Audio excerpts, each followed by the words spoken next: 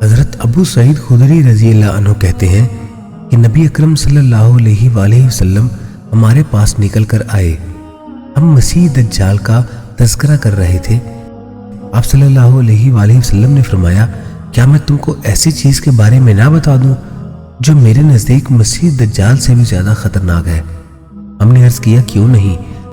آپ صلی اللہ علیہ وآلہ وسلم نے فرمایا، وہ پوشیدہ شرک ہے جو یہ ہے کہ آدمی نماز پڑھنے کھڑا ہوتا ہے تو اپنی نماز کو صرف اس وجہ سے خوبصورتی سے ادا کرتا ہے کہ کوئی آدمی اسے دیکھ رہا ہے،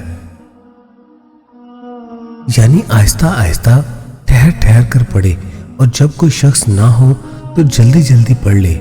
معاذ اللہ، ریا کتنی بری بلا ہے، اس کو شرک فرمایا جسے بخشا نہ جائے گا۔ ایسے ہی ریا کا عمل کبھی قبول نہ ہوگا۔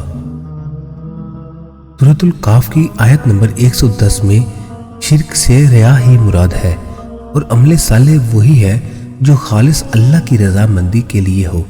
اس لیے ضروری ہے کہ آدمی اللہ کی رضا حاصل کرنے کے لیے ہر طرح کے اعمال شرک سے بچتے ہوئے سنت صحیحہ کے مطابق زندگی گزارے، تاکہ اللہ تعالیٰ اس کے عمل کو قبول فرمائے۔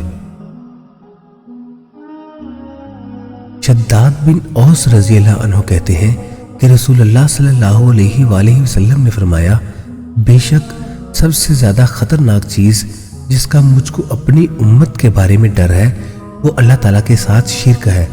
میں یہ نہیں کہتا کہ وہ سورج، چاند یا بتوں کی پوجا کریں گے، بلکہ وہ غیر اللہ کے لیے عمل کریں گے۔ اور دوسری چیز مخفی شہوت ہے۔ مخفی شہوت یہ ہے کہ آدمی ظاہر میں تو یہ کہے کہ اسے عورتوں کا بالکل خیال نہیں ہے، اور جب تنہائی میں عورت مل جائے تو اس سے حرام کا ارتکاب کرے۔ اور بعض نے کہا کہ شہوت خفیہ ہر اس گناہ کو شامل ہے جس کی دل میں آرزو ہو۔